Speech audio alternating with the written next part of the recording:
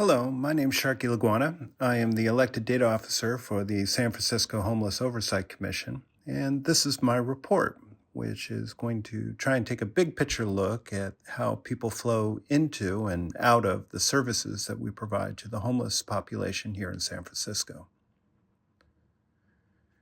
San Francisco's homeless population has been roughly 8,000 people for several years now. Our budget for homelessness has increased significantly during this time. So why are we not seeing reduced homelessness?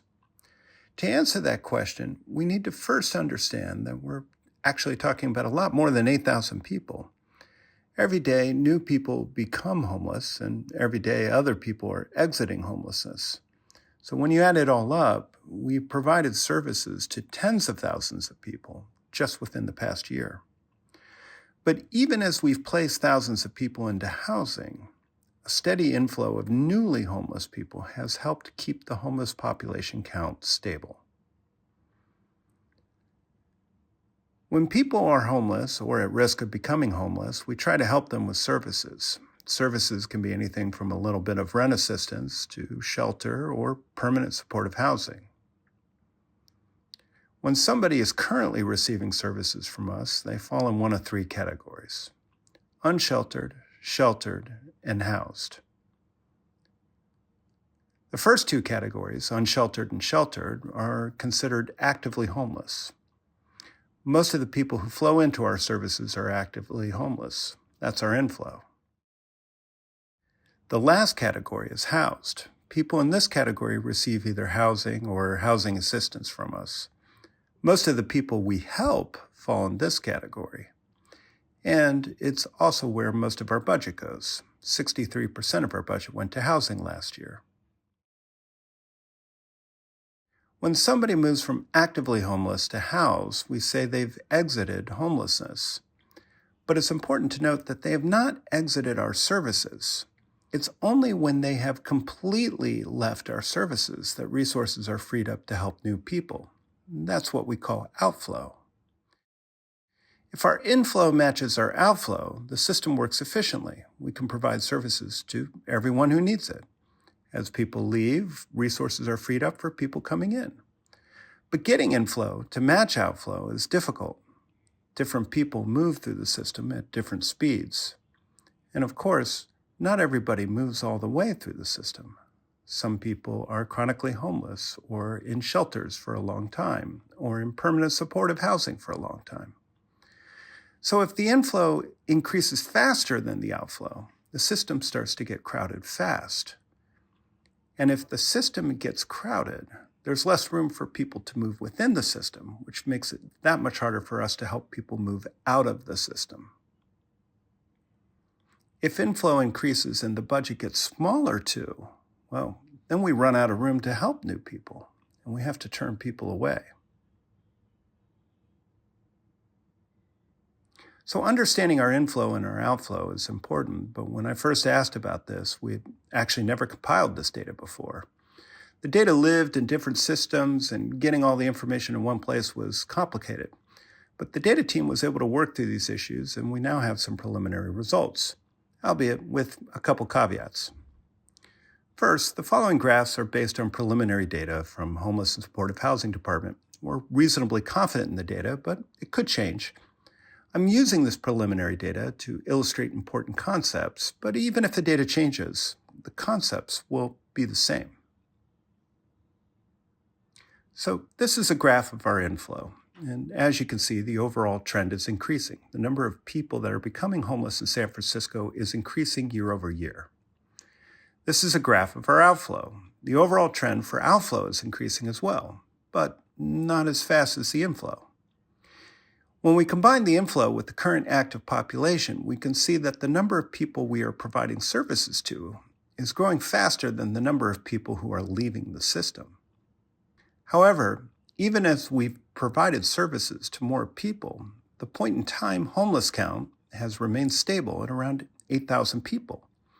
HSH has been able to keep up with the increased inflow and keep the point-in-time count stable because HSH's budget has increased along with the inflow.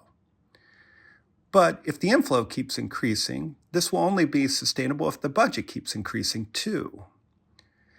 HSH budget has been increasing for many years, but next year it's set to decline. And the prospects for growing the budget in the future look pretty challenging. We have a large deficit, and commercial vacancies and other economic factors are negatively impacting tax revenue. And federal relief programs that were created during the pandemic are expiring. High volatility in tax revenue makes it very difficult to develop and sustain long-term programs. As just one example, the money we receive from Prop C, Our City, Our Home, is going to decline over $100 million next year. If we're unable to grow the budget significantly in the future, improving system flow becomes of critical importance. If we can improve system flow, we can help more people.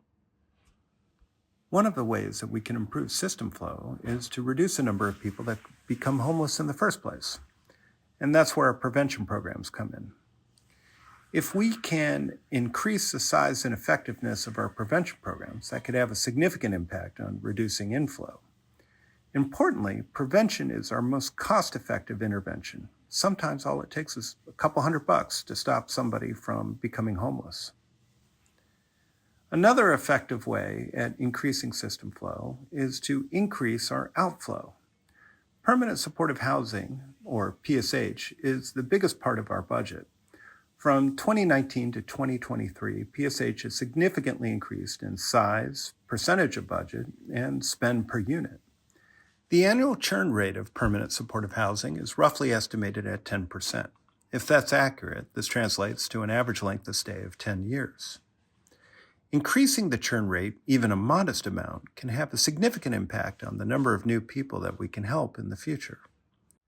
To help model this and to help us better understand the impact of churn and unit cost on system capacity, I made an app that's free for anyone to use. And you can check out that app if you go to housing-sim.com. The app starts with the default setting of 10% churn. We also assume 9,070 units, which is roughly how many units HSH has right now. At 10% churn, 840 units become available annually. This means we can absorb about 70 new housing requests per month. Cumulatively, this works out to 8,470 units over a 10-year period. If we increase churn to 20%, which works out to a 5-year average length of stay, we double the number of cumulative units becoming available over 10 years to nearly 17,000 units. And we do this without changing the budget at all. To achieve the same number of cumulative available units over 10 years without changing the churn rate, we would have to add 580 units a year, which would require, ultimately, increasing the budget from $388 million to $687 million a year. Increasing the flow enables us to increase capacity without requiring us to increase the budget. So in summary, our inflow is increasing faster than our outflow. This is not sustainable over the long run. We've been able to keep the homeless population stable by increasing our budgets, which has allowed us to provide more services and more housing to more people. But the picture for future budget increases looks tough. If we can increase the flow within the system, that would help us maximize the number of people we can help, and ultimately help reduce the number of homeless people on our streets.